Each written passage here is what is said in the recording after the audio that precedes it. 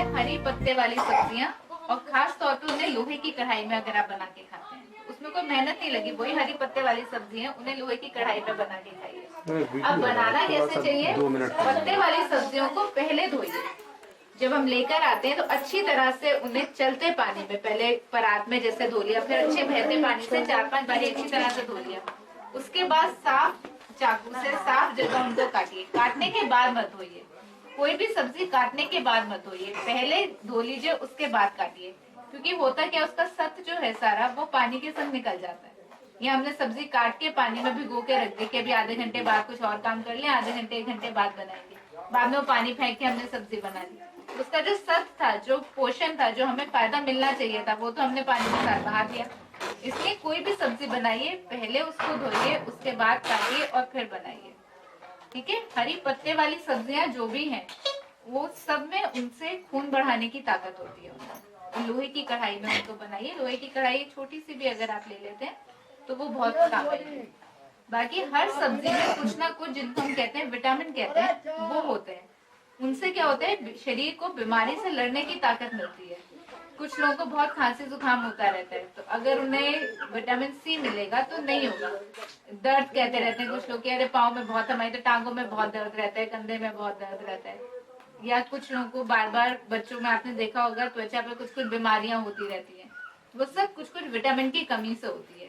वो विटामिन की पूर्ति जो है वो फलों और सब्जियों में होती है। हम अगर अनार खाते हैं, अब अनार महंगा फल है, लेकिन जिस वक्त अनार सस्ता आ रहा है, अगर आप खा सकते हो तो अनार से विटामिन ए मिलता है।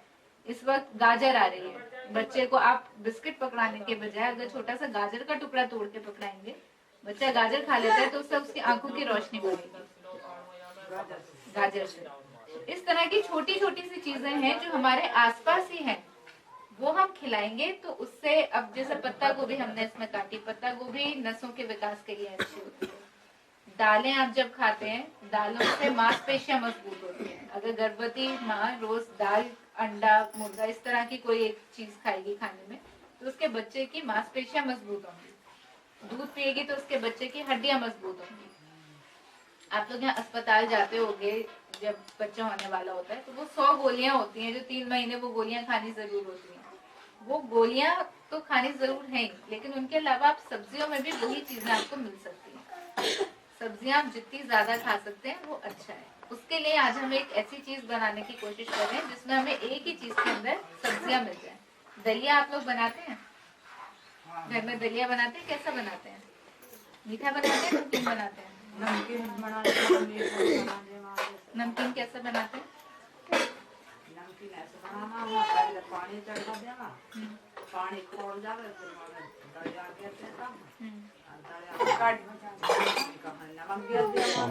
तो बस आपने फिर पेट भर लिया, दलिया में नमक डाला और बस आपका पेट भर गया। हम पेट भरने के आगे सोच रहे हैं अब कि पेट तो भरे लेकिन कुछ फायदा तो शरीर को, जो कहते हैं ना, तन तो लगे कुछ, उस चीज की कोशिश करें। तो हम दलिये के अंदर सब्जियां डालेंगे। दलिये को वैसे ही घी में भून के निकाल के उसके बाद उसमें सब्जियों के संग उसको पकाएंगे। आप छोटे बच्चों को खिलाना चाह रहे हैं तो आप उसमें ही दाल मिला सकते हैं, तड़का लगा एक हम भून के, बकायदा भून के बनाएंगे। चलिए अभी साथ साथ बनाते जाते हैं, फिर बात भी करते रहेंगे, वरना फिर जल्दी होती है तो स्टीम निकाल देते हैं हम कुकर की। तो सबसे पहले इसमें हम घी में दलिये को भून लेंगे, उसके बाद फिर हम उसमें सारी सब्जियां डाल के बनाते हैं।